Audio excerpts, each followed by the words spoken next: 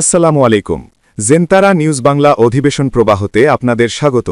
আজ London studio থেকে আছি আমি মীর সাবির, আর ঢাকায় আমার সাথে রয়েছেন সুমাইয়া শিমু।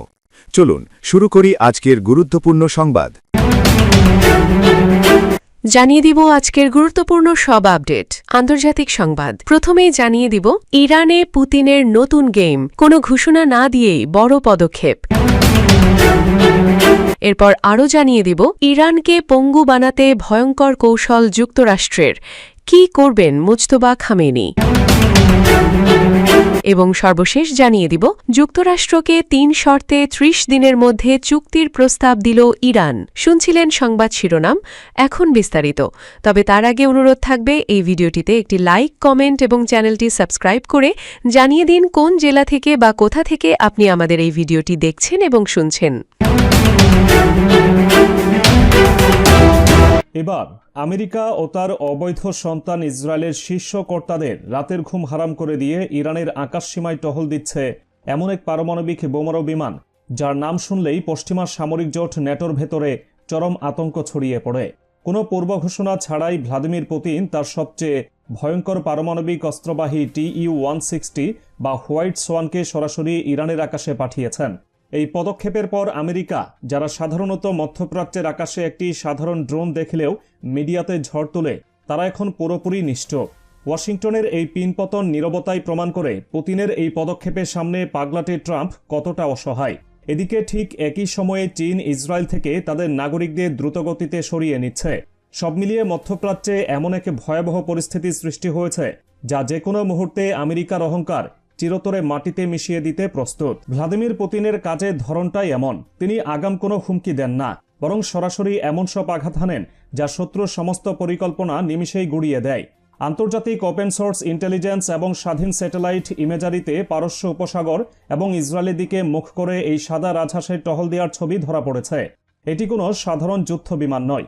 ১৬২ ফুট দীর্ঘ এই বিমানটির আকার একটি বড় সাইজের বোয়িং 737 প্যাসেঞ্জার জেটের সমান।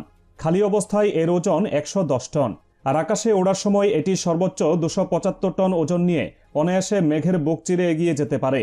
সবচেয়ে ভয়ঙ্কর তথ্যটি হল, এই বিশাল সামরিক দুর্গ নিজের ভেতরে ৪৫ টনের বেশি পারমাণবিক এবং অত্যাধুনিক গাইডেড ক্রুজ মিসাইল বহন করতে সক্ষম।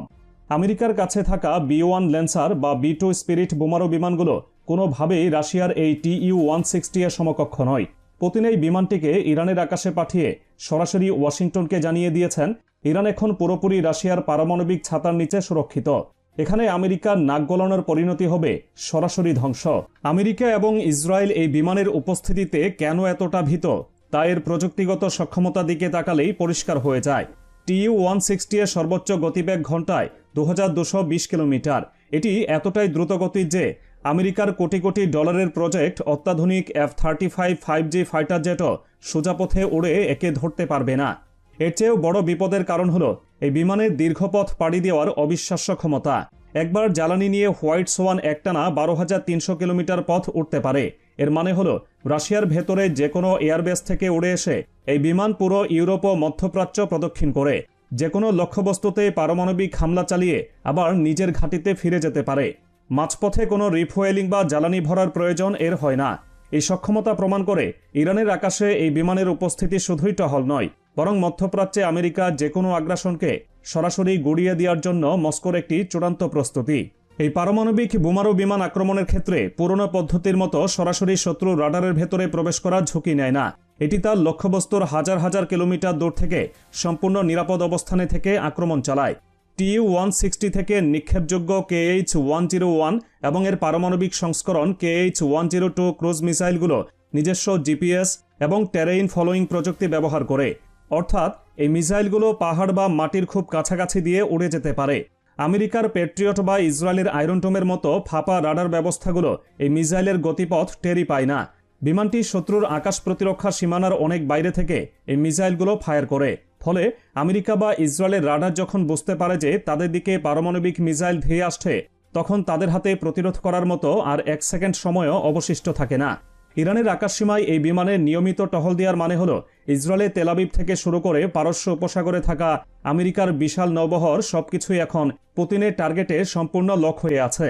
TU-160 শুধু ধ্বংসযজ্ঞই চালায় না, এটি আকাশে একটি শক্তিশালী গোয়েন্দা প্ল্যাটফর্ম হিসেবেও সমানভাবে কার্যকর। এই বিমানে থাকা অত্যাধুনিক ফেস্ট এরে রাডার এবং শক্তিশালী ইলেকট্রনিক ওয়ারফেয়ার সিস্টেম অনেক উঁচু থেকে বিশাল ভৌগোলিক এলাকার নিখুঁত তথ্য সংগ্রহ করতে পারে। পারস্য উপসাগরে আমেরিকার যুদ্ধজাহাজগুলো কোথায় অবস্থান করছে, ইসরায়েলের বিমান ঘাঁটিগুলোতে কী ধরনের প্রস্তুতি নেওয়া হচ্ছে, তার রিয়েল টাইম ডাটা এই বিমান প্রতিনিয়ত সংগ্রহ করে চলেছে। প্রাপ্ত তথ্য সরাসরি ইরান এবং রাশিয়ার যৌথ সামরিক কন্ট্রোল রুমে চলে যাচ্ছে। এর ফলে ইরান এমন এক গোয়েন্দা নেটওয়ার্কের সুবিধা পাচ্ছে যা তাদের প্রতিরক্ষাকে রীতিমতো অভেদ্য করে তুলেছে। আমেরিকা এখন চাইলেও গোপনে ইরানের বিরুদ্ধে কোনো সামরিক পদক্ষেপ নিতে পারবে না। তাদের প্রতিটি নড়াচড়া হোয়াইট সোয়ানের রাডারে ধরা পড়ে যাচ্ছে এবং সেই অনুযায়ী ইরান নিজেদের প্রস্তুত করে নিচ্ছে। মধ্যপ্রাচ্যের আকাশে আপাতত ক্ষেপণাস্ত্রের গর্জন নেই, তবে সরাসরি সামরিক সংঘাত থেমে থাকলেও নতুন করে অর্থনৈতিক চাপের মুখে পড়েছে ইরান। টানা 40 দিনের সংঘাতে সামরিক ও রাজনৈতিকভাবে লক্ষ্য অর্জনে পুরোপুরি সফল না হলেও এবার তেহরানকে অর্থনৈতিকভাবে দুর্বল করার কৌশলে মনোযোগ দিয়েছে ওয়াশিংটন। ইরানের তেল উৎপাদন এখনও সচল থাকলেও রপ্তানি বড় ধরনের বাধার মুখে। একদিকে তেল সংরক্ষণের সক্ষমতা সীমিত হয়ে পড়ছে, অন্যদিকে প্রতিদিন হারাচ্ছে বিপুল পরিমাণ সম্ভাব্য রাজস্ব। গত 13 এপ্রিল থেকে শুরু হওয়া মার্কিন নৌ অবরোধ পারস্য উপসাগরে ইরানের তেল পরিবহনকে কঠিন করে তুলেছে, ফলে দেশটি এক ধরনের চাপের মধ্যে রয়েছে। বিশ্লেষকদের মতে যুক্তরাষ্ট্রের লক্ষ্য স্পষ্ট, পারস্য উপসাগরে কৌশলগত নিয়ন্ত্রণ জোরদার করে ইরানের অর্থনীতিতে চাপ সৃষ্টি করা, যাতে তেহরানকে কূটনৈতিকভাবে ছাড় দিতে বাধ্য করা যায়। পাকিস্তানের শান্তি আলোচনা ব্যর্থ হওয়ার পর মার্কিন প্রেসিডেন্ট ডোনাল্ড ট্রাম্পের নির্দেশে শুরু হয় এই অবরোধ গত 3 সপ্তাহ ধরে চলছে। পেন্টাগনের সাম্প্রতিক তথ্য মতে এই অল্প সময়েই প্রায় 480 কোটি অর্থাৎ $4.8 বিলিয়ন তেল রাজস্ব হারিয়েছে ইরান। মার্কিন বাহিনী ইরানের বন্দরে প্রবেশকারী এবং বের হওয়া প্রতিটি জাহাজ কঠোরভাবে পর্যবেক্ষণ করছে। এ পর্যন্ত অন্তত 45টি জাহাজকে তারা মাঝপথ থেকে ফিরিয়ে দিয়েছে। পেন্টাগনের দাবি, এই অবরোধের ফলে ইরান প্রতিদিন গড়ে $500 মিলিয়ন আর্থিক ক্ষতির সম্মুখীন হচ্ছে। ওপেকের তৃতীয় বৃহত্তম তেল উৎপাদনকারী দেশ ইরান তাদের 90% তেলই রপ্তানি করে খার্ক দ্বীপের মাধ্যমে, কিন্তু ওমান উপসাগরের প্রবেশপথে মার্কিন বাধার মুখে রপ্তানি এখন প্রায় স্থবির। তথ্য অনুযায়ী এপ্রিলের শেষ নাগাদ খার্ক দ্বীপের তেল সংরক্ষণাগারগুলো প্রায় 74% পূর্ণ হয়ে গেছে। মূলত নিরাপত্তার খাতিরে সাধারণত 80%-এর বেশি তেল মজুত করা হয় না, কিন্তু বর্তমান সংকটে ইরান তাদের পুরনো ট্যাঙ্কারগুলোকে ভাসমান স্টোরেজ হিসেবে সাগরে ভাসিয়ে রাখছে। আল জাজিরার রিপোর্ট বলছে, স্থলভাগের বাইরে ইরানের প্রায় 12,70,00,000 ব্যারেল তেল সাগরে মজুত করার সক্ষমতা রয়েছে। মার্কিন রণকৌশলের মূল লক্ষ্য হল ইরানের তেল সংরক্ষণ ক্ষমতাকে কানায় কানায় পূর্ণ করে তোলা। এতে করে ইরান একসময় তেল উত্তোলন বন্ধ করতে বাধ্য হবে। তবে বিশ্লেষকরা বলছেন, তেল উৎপাদন বন্ধ করা ইরানের জন্য হবে চরম আত্মঘাতী, কারণ ভূগর্ভস্থ খনির চাপ কমে গেলে সেখানে প্রাকৃতিক গ্যাস বা পানি ঢুকে পড়তে পারে, যা তেলের স্তরকে চিরতরে ক্ষতিগ্রস্ত করবে। আর একবার উৎপাদন বন্ধ হলে ভবিষ্যতে পুনরায় তেল উত্তোলন শুরু করা অত্যন্ত ব্যয়বহুল এবং জটিল হয়ে পড়বে। পাকিস্তানের মধ্যস্থতায় যুক্তরাষ্ট্রের কাছে সর্বশেষ প্রস্তাব পাঠিয়েছে ইরান। বাস্তবিক আখ্যা দেওয়া ইরানের এই প্রস্তাব মেনে নিতে যুক্তরাষ্ট্রকে 30 দিন সময় দেওয়া হয়েছে। এই সময়ের মধ্যে যুদ্ধ বন্ধ করার চুক্তি, অবরোধ প্রত্যাহার এবং হরমুজ প্রণালী খুলে দেওয়ার বিষয়ে সমঝোতায় পৌঁছানোর আহ্বান জানিয়েছে ইরান। মার্কিন সংবাদ মাধ্যম এক্সিওসের তথ্য মতে তেহরান 14 দফার একটি প্রস্তাব দিয়েছে, যেখানে 1 মাসের মধ্যে একটি কাঠামোগত চুক্তিতে পৌঁছানোর সময়সীমা নির্ধারণ করা হয়েছে।